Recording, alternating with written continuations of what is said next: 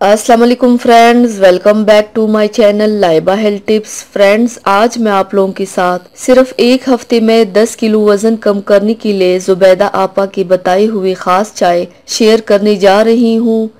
Friends, आज मैं आपको एक आसान और बहुत ही अच्छी चाय के बारे में बताऊंगी जिससे आप एक हफ्ते में 10 किलो तक वजन कम कर सकते हैं।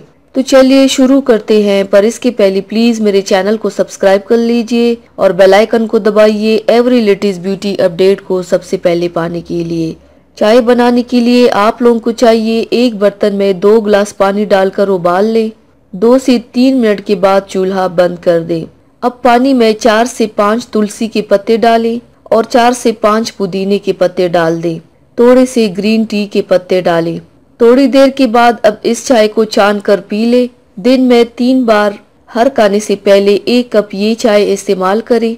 इससे आपका वजन बहुत जल्दी कम होगा इंशाल्लाह। तो व्यूवर्स, थैंक्स फॉर वॉचिंग। मेरी वीडियो को लाइक और शेयर ज़रूर कीजिएगा। मिलते हैं एक और नई वीडियो में, तब तक के लिए अल्लाह हाफिज़।